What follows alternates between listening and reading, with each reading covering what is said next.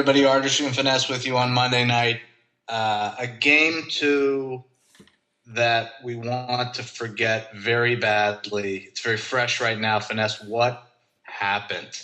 Well, we can't forget this one. We have to feel this one. I think we got to let this one burn for a little bit because you can only learn. You can't get past it.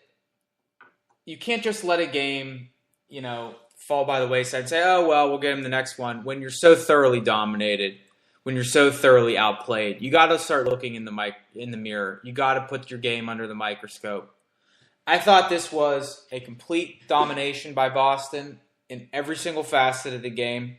We'll get to the litany of Penguins' problems, and I have a list that's about 500 pages long. But, we got to start with giving Boston credit, right? They were really, really good tonight, and in Game 1. Yeah, well, it was a much different game than Game 1. I think we both thought that the Penguins came out flying in Game 1. That game could have gone a different direction. This game, from moment one, was a complete and total loss. I thought we looked drunk out there. I don't know what was happening. Sid was falling all over the place. I don't think I've ever seen him play like that.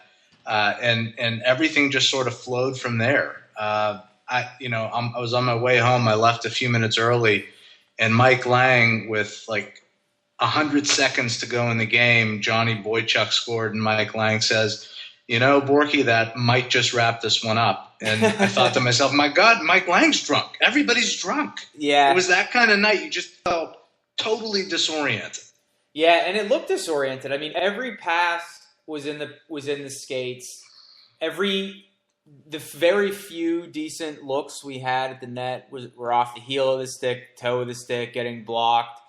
It was just terrible. It was probably, at least in the series against the Islanders in Ottawa, when the Pens had a bad game, and I guess it was really just the Islanders series. At least the Penguins still scored 4 goals, so you couldn't say it was all bad. This was all bad. There was nothing redeemable about the Penguins' effort tonight at all. Before we get into the details, one thing I think that we need to keep in mind, because we need to bring a little bit of perspective, even as we're letting this one burn. This has nothing to do with what's going to happen in Game 3, in my view. I think it's absolutely ideal for the Penguins to be hitting the road at this point. They just need to get back to basics. It doesn't affect at all my view on whether we can win Game 3. I think we can, and I think if we do, it's very much a series. Right. The big saving grace is that it's only Game 2.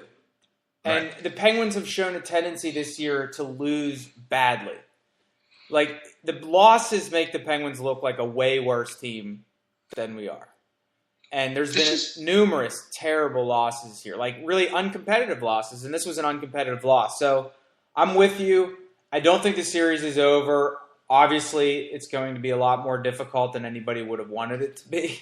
And Boston is here to play, and they're for real, and I don't think we're surprised by that. But, yeah, the road is good. We need the road.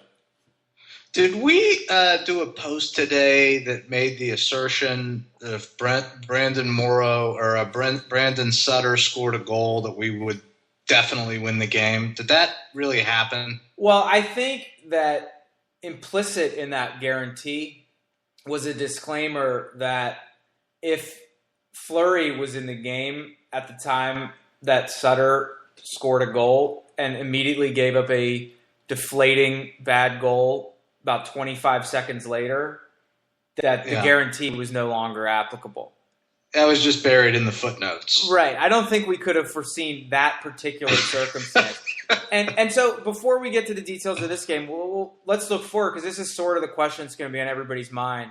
Vokoun or Fleury in Game 3. To me, it's obvious. It has to be Vokoun. Fleury looked awful when he came in. His face, anybody who's watched him throughout his career could see in his face that he was terrified. He let in a horrible goal early. The second goal he let up wasn't his fault. The third goal was awful. It went right under his arm. I know it was 5-1. I know it didn't mean anything.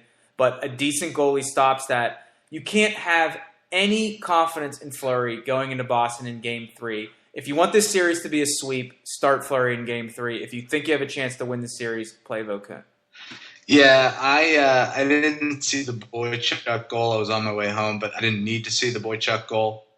The first goal that he led up to Marchand was all I needed to see. And, say that I'm overreacting, say what you want, but I've seen enough. I don't need to see any more of Fleury. I don't trust him. I have no confidence in him. And I've been a big believer and a big supporter. But that's over now because, he melted down against the Islanders, a chance at redemption, and he melted down immediately. If this was a 2-goal game going into the second, it's a whole different story, and he didn't give us a chance. Right. And I was saying put Vokun back in for the start of the second. I agree. I think the Pens should have. I think they should have put Vokun back in for the start of the second. Again, it wasn't – could Vokun have been better? Sure. But, he got totally left out to dry in the first period. Right. You can't – at least for the goals Vokun gave up, you can't just – you can find a direct cause leading to something. And they aren't just horrible, beat clean, awful goals like Fleury. And yeah, Marchand had a nice shot and whatever, but make one timely save, Fleury. Right. One timely save. This has been the big complaint about you in the last 3 years of the playoffs.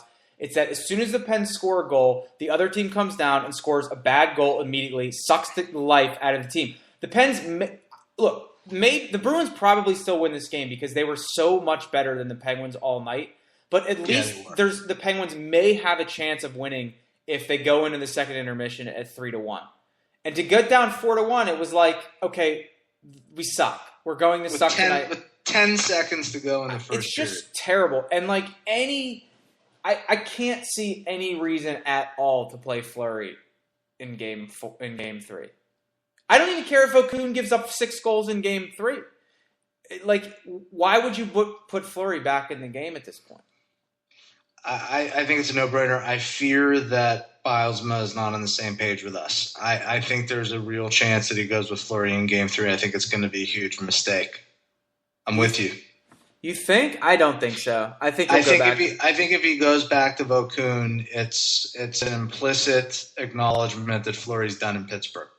Okay, but don't you? But this to me is a decision that a coach should and can be overruled upon.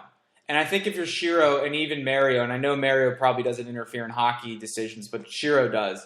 How could Shiro watch this game and see what Fleury's done the last couple of years and say, "Yeah, let's put. I'm okay with you putting Fleury back in." Shiro's Bilesma's boss. He can say, "No, you're playing Vokun." I think whatever needs to be done to get Vokun back in the net should be done. I think Mario might have to send a text. And it should just say Vokun. He should just go in the locker room and just start smacking people in the face, I think. Should we go down the list here because it's a long one? Yeah. I don't want to wallow, but I do think we need to feel it, as you said. Yeah, so we need to look at it and assess it.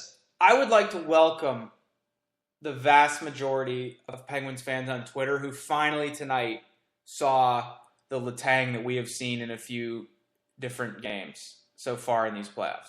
He was getting eaten alive on Twitter by a lot of his biggest supporters, and I think it was revealed to the world tonight what we've been saying all along, which is that as great as he is and as much potential as he has, he can be the biggest liability in the league at times. He was dreadful tonight. That turnover leading to their second goal was just, what are you doing? Just turning around and blindly throwing it up the middle of the ice. That was the worst play. The only thing I can do to try to get in his head is him thinking all right, this penalty has just expired. Maybe if I throw it up the middle of the ice, we can get a breakaway. But the penalty had expired for a few seconds.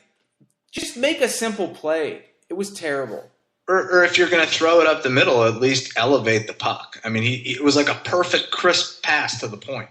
It was the worst possible play. You should have seen my buddy and I when he made that pass and after the resulting goal. We screamed at him. I mean, people thought we were insane. I mean, we were just screaming Letang's name and profanities. And, that moment and this game sort of a microcosm of this season with Letang.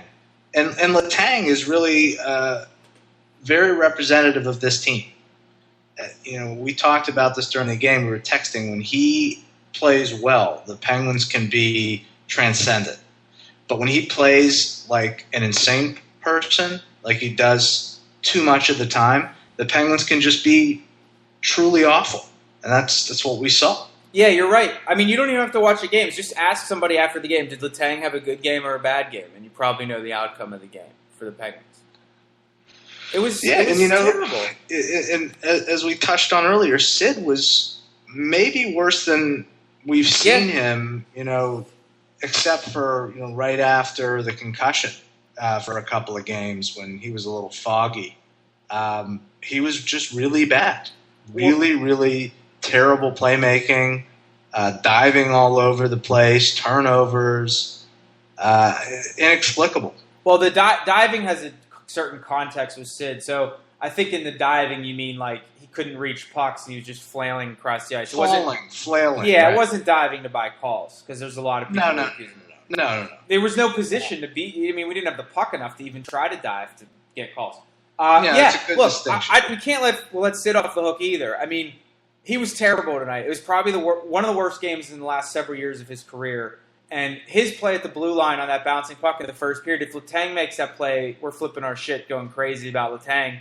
I know Sid's not a defenseman, but, get down, play catcher, be Spanky Lavalier, get a body in front of that puck, do something, but don't just slap it. Slap it up the boards if you're going to try to slap it, but to try to make a pass across the blue line on a bouncing puck like that was just an idiotic play and just not a play worthy of a guy who's as good as he is. It might be easier to pick out the guys that played well than the guys who played badly. It could be a long podcast if we try to do that. I thought Cook was our best player tonight. I thought Dupuis played, a typically solid game, a good effort. And Brandon Sutter had one of his moments. But aside from that, I'm hard-pressed to – Orpik had some nice shifts. Was there anybody else that gets a mention? No, the only thing that I had noted positive from an individual's performance in this game was that I thought Orpik made a couple nice defensive plays in the second period. Yeah. So maybe that should be our headline tomorrow. Like, Pens lose 6-1. Orpik makes a couple of nice defensive plays in the second period. I mean, it was dreadful. It was dreadful. You have to laugh about this one. You really do. It was if you don't laugh, you'll cry. I mean, it was terrible. And there's nothing that any individual should come away from this game like with any sort of swagger or their chin up at all or thinking that they made a single good play because it was all bad. Humiliating game. That power play in the second was Keystone Cops. Yeah, it was terrible. I mean, Boston has a good penalty kill. Go back to giving Boston credit. I think everything we're complaining about comes with the disclaimer that Boston gets credit for forcing the Pens into doing it. But that was awful. It was just awful. Like, I don't know if and maybe this comes back to what we talked about after the first game, which is the mentality that the Penguins have. Like, are they too easily thrown off their game when things don't come easily? It's hard to argue otherwise. I mean, what was that tonight? There was no bounce back after that first goal at all. It just unraveled. You gotta think that isn't there a coaching element of this? Yeah, I think there is, and I think we saw Bilesman. We've given him credit recently for pushing the right buttons. He pushed some wrong ones tonight, man. I don't know what happened with the Tyler Kennedy scratch. Stupid scratch. When you need to score, like, it's not going to come easy scoring goals. I don't understand why he was the one to get scratched. I'm also wondering, tell me your thoughts on this. I'm back to thinking the Malkin, Iginla, Neal line is a bad line, and I'm wondering if just maybe the fact that we're so much better than Ottawa disguised that. Malkin did not have a bad effort tonight. The effort was there, but it was one of these games where he's trying to be everywhere on the ice at once, trying to do it all, and his wingers just sort of take a back seat to whatever it is he's doing. They didn't look like a unit out there. They didn't look comfortable. Iginla looks bad on the left side. was it sort of a mirage what happened against Ottawa? Is this really what this line is? Yeah, the biggest difference between this series and the Ottawa series is how much better Boston is than Ottawa. No.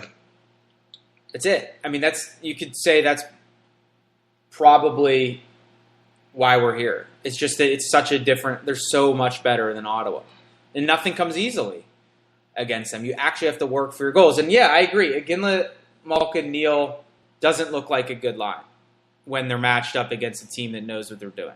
They just over-talented Ottawa. Like, there was nobody on Ottawa even close to any of those three in skill. People on Boston are. So if then it becomes a matter of positioning and working together, then the Pens are going to lose that matchup because the Bruins have two lines of guys that have been together for 3 years, all in the same position. And then they got a third line that has Yager on it who knows what he's doing. So, yeah, that line's not going to out-talent anybody in this series. Yikes. I pulled up the Pens schedule because I wanted to look. So, because we said earlier that the Penguins had lost. They have a tendency to lose badly. And the Pens lost 12 games this year. And by my count, let's see, only 2 of those games were 1-goal losses. Every other game was a loss by 2 or more goals. So I'll tell you another thing. This could have been. It's more likely that the Pens lose a game, I guess, 6-1 than it is 2-1. Yeah, and without looking at the schedule, I can tell you that they've never lost more than 2 games in a row this year. No, but they have lost 2 games in a row a bunch of times. Early in the season, and so then they lost 2 in a row before the 15-game winning streak. Then they lost 2 more in a row after that, and then came back and won 7 in a row. So it's notable, though, that they've never had to play Boston 3 games in a row. That's very true. That's very true. One other big problem that I noticed in this game, and it was a big problem in the first game, and maybe it's Boston clogging the lanes, but just missing the net way too much. Paul Martin fired a puck like 15 feet over Tuukka Rask's head tonight. I don't know what was happening. I think James Neal took a shot on the power play in the third period that didn't even cross the goal line. It was so inaccurate.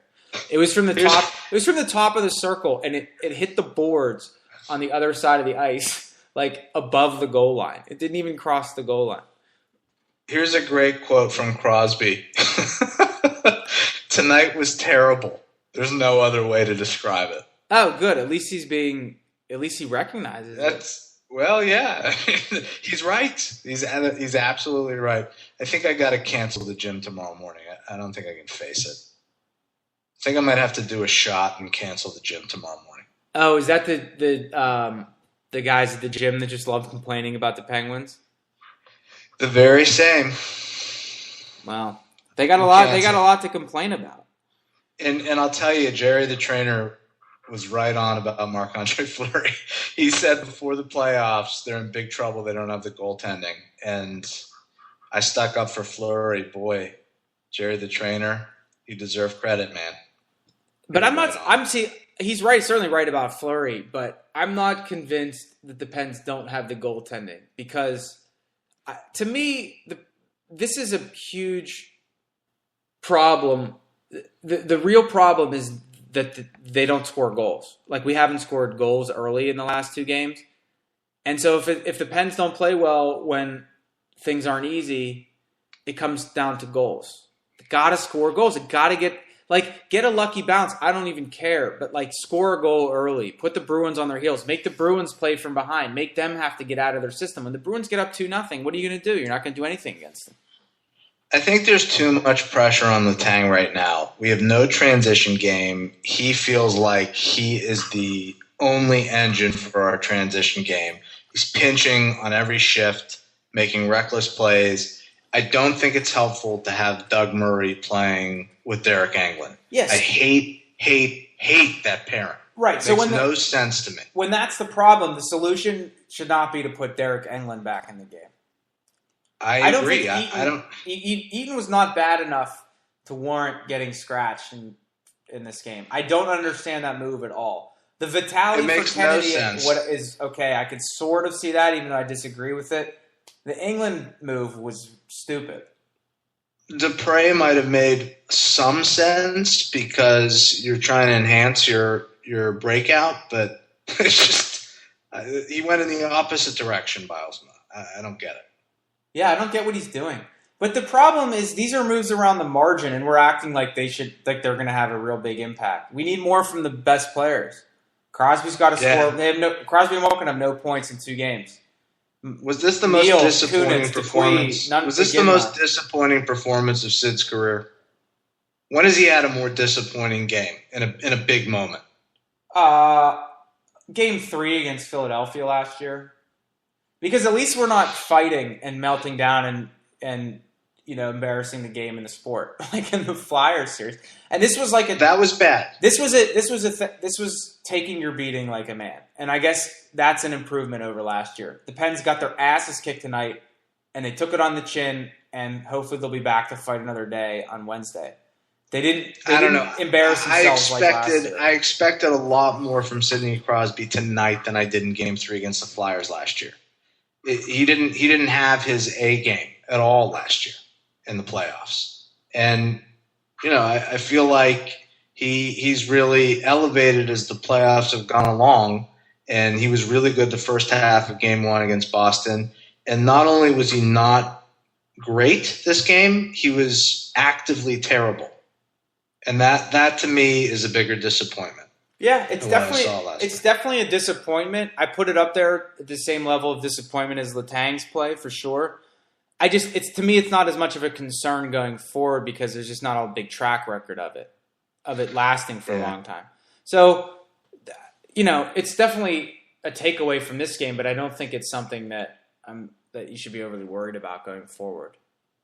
Yeah, I hope not. I really don't feel that bad about our prospects for Game 3. Can't be worse. Right. This is or should be rock bottom. I guess we'll see, but it certainly feels like it. Man, going for the Lions down on Wednesday. Yeah. It's going to be tough. It's going to be real tough. You know that Edzo and Pierre Maguire both said that they think Fleury should play in Game 3? That's why they're Edzo and Pierre Maguire. Yeah. If it sounds like from some of the quotes that I've seen from Bilesma coming across Twitter after the game, he didn't seem to pin anything on Vokoun at all. He shouldn't. He really shouldn't. Oh, Andy Smith chimes in. Crosby was bad in Game 7 versus Montreal. Penalty in opening seconds for the Montreal power play goal. It's true. We watched that game. I watched that game at your house.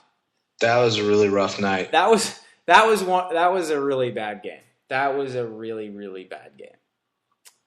Where does this rank? You've been to a lot of Penguins playoff games. We started talking about this before we press record, and then we'll wrap this up. Where does this rank in terms of bad games you've been to? The only comparable game for me, just what comes immediately to mind, I'm sure I'm forgetting games, but I remember Game 7 against the Flyers in 1989. This goes way back, but you remember because in Game 5, you had that performance for the ages where you had 8 points against the Flyers. Right. We went up 3 games to 2. The Flyers won Game 6 back in Philly, come back to Pittsburgh for Game 7, come to find out Ron Hextall is not playing. He got hurt, and Ken Reggett's in net. And at that point, nobody knew from Ken Reggett. And Ken Reggett just stonewalled the Penguins in Game 7. And I remember there being a Flyer fan in front of me and the game ending. And, I was, 18 years old or something, and probably didn't have very much control of my emotions. And I remember after the game just screaming at the Flyers fan, just completely lost it. I think that was the most emotional loss I've ever had. Tonight, it was just sort of matter of fact, we were just looking at each other saying, this is really awful. And that was basically the extent of it. Right. And it's Game 2. I mean, right. It's not Game 6. The pressure, a lot of pressure shifts if the Pens can win Game 3. Agreed. All right, let's pull ourselves together, everybody. This isn't over yet. There's a long way to go, and we just need to stay strong. Final question before you sign off. Ken Reggett or Fleury in Game 3? Who would you rather have playing? And I'm talking about Ken Reggett now. I think you have to go with Kenny Reggett. He has a long history of coming in cold. It doesn't get much colder than Kenny Reggett is now, I would imagine, but I think he deserves that chance over a very, very shaky and frightened, like a fawn in the woods, Marc-Andre Fleury. Yeah. And on that note, I think we go with Fokun in Game 3. There's a consensus here. Let us hear from you if you feel otherwise, if you agree. And we'll move on. We put it behind us. Thanks for joining us, everybody. Until next time, GTOG.